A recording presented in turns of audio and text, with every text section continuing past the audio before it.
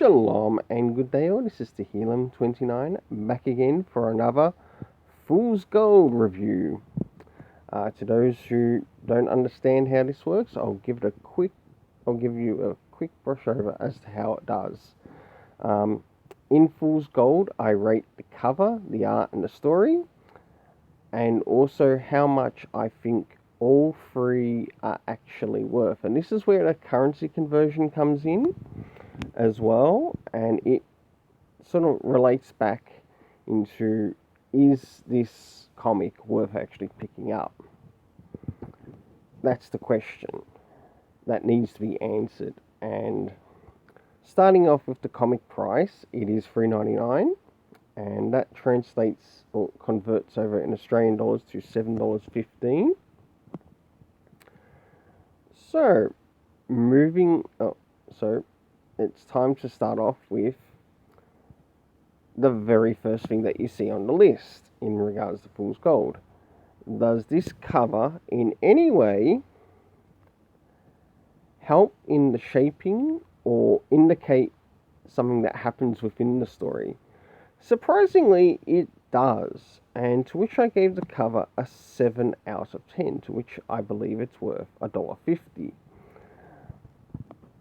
Now, for it to get as high as it did, you got to see the internal art, and I'll now move into the internal art, and I'll give you its rating. But I want to point out there is actually a second story in here, and I did actually decide to rate that as well. But I'll also show you the art in relation to that once we get to it.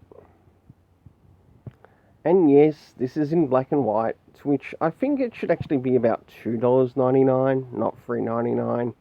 Just saying.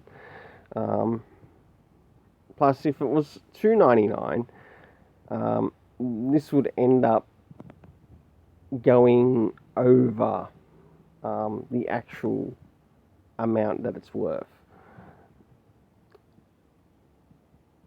So, this is some of the art around the beginning, and this is in relation to pretty much the first story, and it's called Batman's Land, and we've got Red Hood, and we've got the puppet Scarface there, along with Wesker, making their appearance in this story.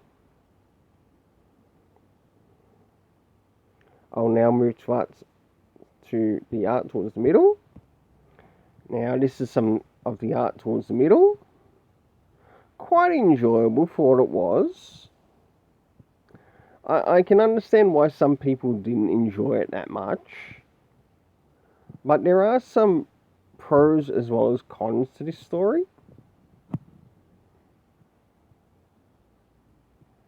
But it's up to you of what you see as the pros and the cons. It's not for me to tell you. I can tell you my personal pros and cons.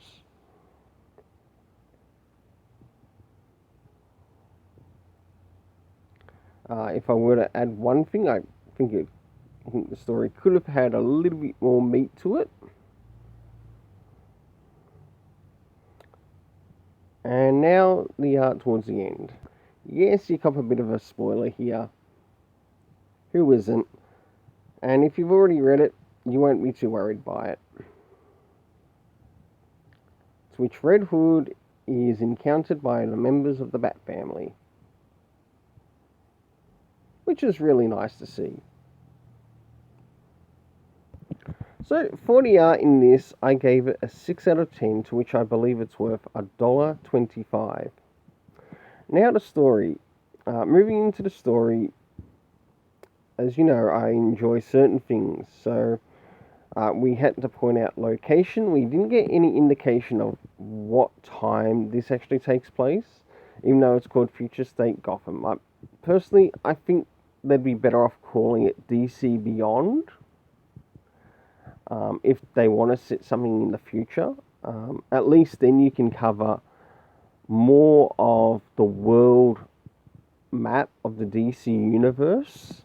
Not just Gotham, not just Metropolis. You can cover other places as well. Even with DC Beyond, you could even cover the world of say, the Legion of Superheroes and what's happening there. By calling it that, it would actually give you more leeway as well as more creative ideas.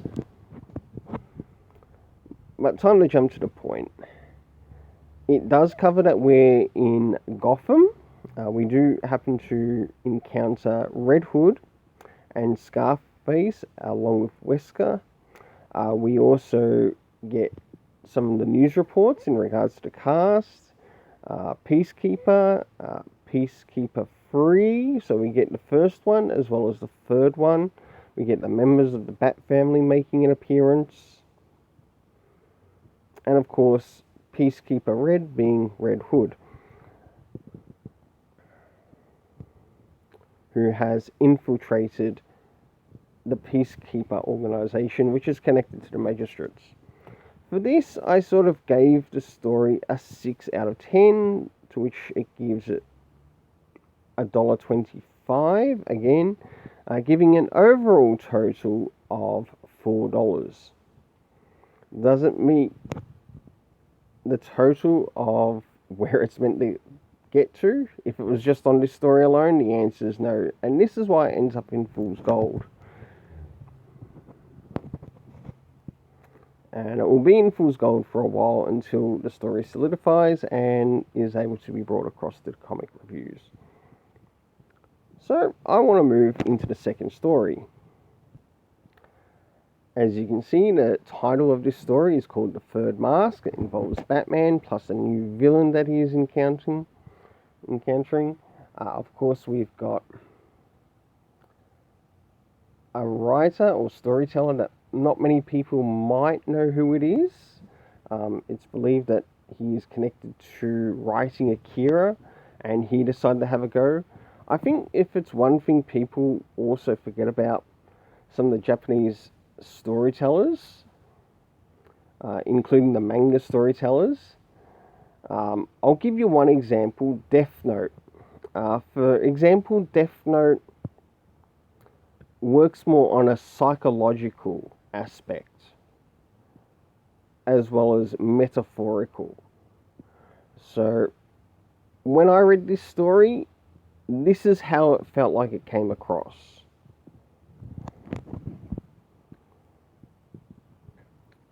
So starting off with the art around the beginning, I'll now move to the middle. This is the middle, and I'll now finally move on to the end. Yes, it's a spoiler. I can understand why people don't like it. Point understood. And if you don't like it for that reason, so be it. But you got to remember what the title of the story is called for this, and it's called The Third Mask. Now, moving straight into the art, I gave it a 6.5 out of 10. In fact, I felt the art was a bit better than the art from the artist for the first story. In fact, it felt, yes, it did have some of its gritty points,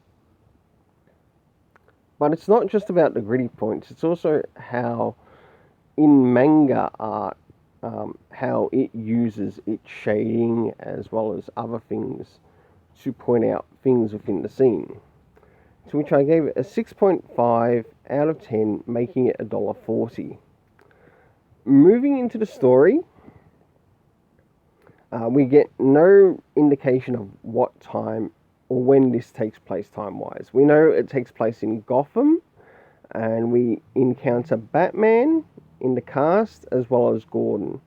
And I couldn't quite make out the villain, but did it hinder the story? No, it didn't.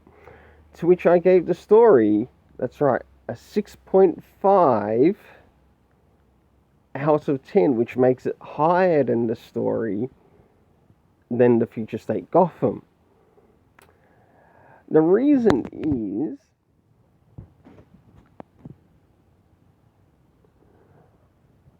even though that this is addressing the idea of the third mask, yes, we know Batman has the mask of Bruce Wayne, and then there's Batman. But then there's also the villain and his masks. Okay, this is something that people sometimes forget in the storytelling, that sometimes a villain themselves, yeah, they might come out in normal like this guy, but he could also be hiding an unseen mask. Sure, the same could be applied with Batman, which, yes, he does indicate that he's saying that to the villain that he's not Batman. Yes, he's dressed as Batman, but he's also playing the villain at his own game. And this is what people forget, that sometimes Batman has to get into the psychology of the character to break the character, because the villains that he encounters are cowardly and superstitious. To which I gave this story a rating of 6.5 out of 10, making it $1.40, giving it a total of $2.80. The overall total of both first story and this backstory, it makes it $6.80, which really hits it really close to going over the mark of how much this comic is worth. Like I said, if this was about $2 or even $1.99 because it's black and white, it would be out of here. It would be literally out of the Fool's Gold and straight into comic reviews. No problems. Just because it's a black and white story.